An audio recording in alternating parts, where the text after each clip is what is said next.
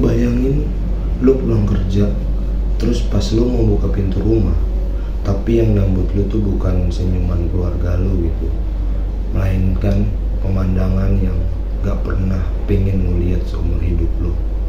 Seorang ibu sama dua orang anak udah gak bernyanyi pas lu buka pintu.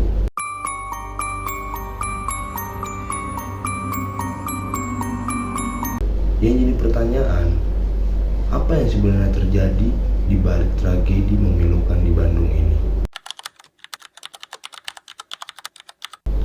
Hai semuanya, balik lagi di konten misteri dan kisah nyata. Kali ini kita akan bahas satu kasus tragis di Kabupaten Bandung, Jawa Barat. Kasus ini bukan cuman bikin merinding, tapi juga menyisakan pertanyaan besar. Bagaimana bisa tekanan hidup membawa seseorang pada keputusan yang paling ekstrim? Oke, kita langsung mulai aja ceritanya.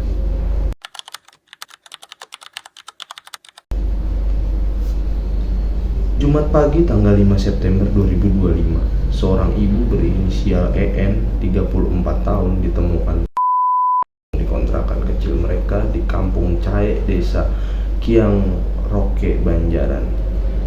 Yang bikin lebih mengerikan, dua anaknya yang masih berumur 9 tahun dan 11 bulan juga ditemukan gak Dugaan sementara, sebelum mengakhiri hidupnya, sang ibu terlebih dahulu meracuni kedua anaknya, baru dia diri. Jadi korban ini yang menemukan itu malahan suaminya sendiri. Jadi suaminya itu YS baru pulang kerja dini hari gitu.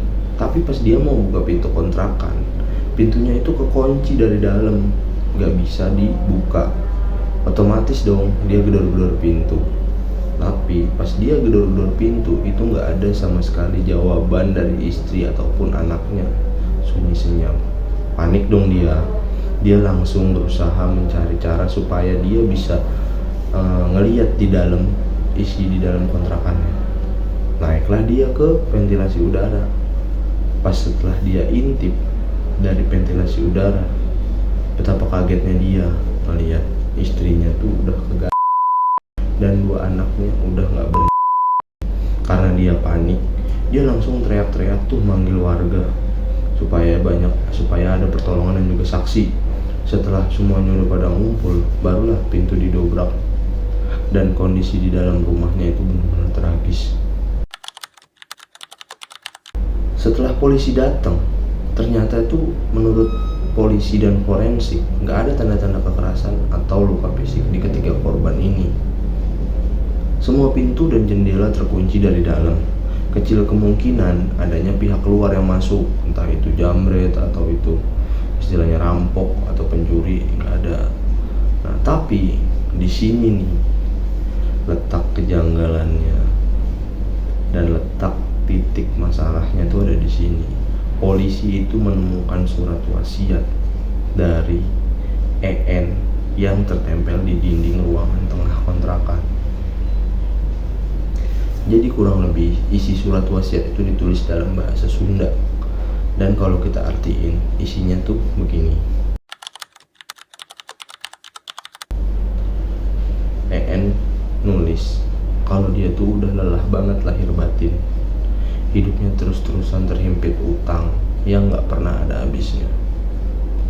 Ia nulis kalau suaminya itu si YS ini itu sering bohong dan sering utang yang membuat dia semakin tertekan. Nah terus, dan lebih epiknya lagi, ada bagian dimana dia nulis lebih baik anak-anaknya daripada melihat anak-anaknya itu hidup tapi sengsara gitu karena terlilit utang. Nah di kalimat terakhirnya ini dia udah putus asa banget.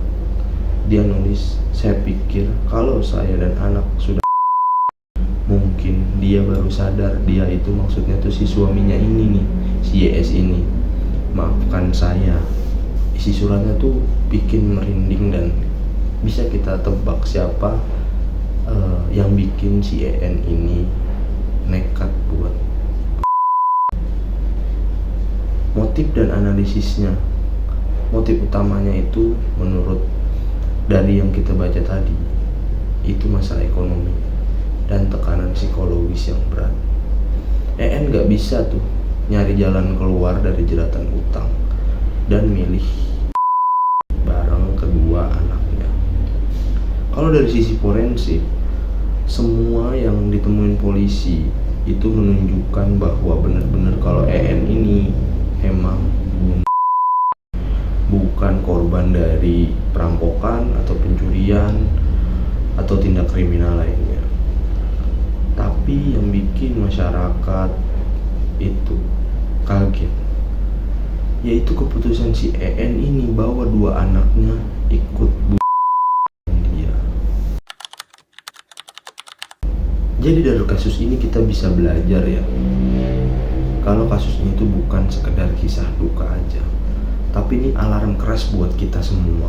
Tekanan ekonomi, perasaan terisolasi, dan depresi bisa membuat seseorang mengambil langkah yang tak masuk akal. Kalau lu atau orang terdekat lu merasa kewalahan, jangan simpan sendiri. Cari bantuan, bicara sama orang yang terpercaya, atau hubungi layanan profesional. Ingat, nyawa nggak pernah bisa sebanding dengan uang atau utang. Jadi, menurut kalian, apa yang sebenarnya bisa mencegah kasus seperti ini terjadi lagi? Tulis pendapat kalian di kolom komentar, karena siapa tahu diskusi kita bisa membuka mata banyak orang. Oke, mungkin sekian dari gua. Bye.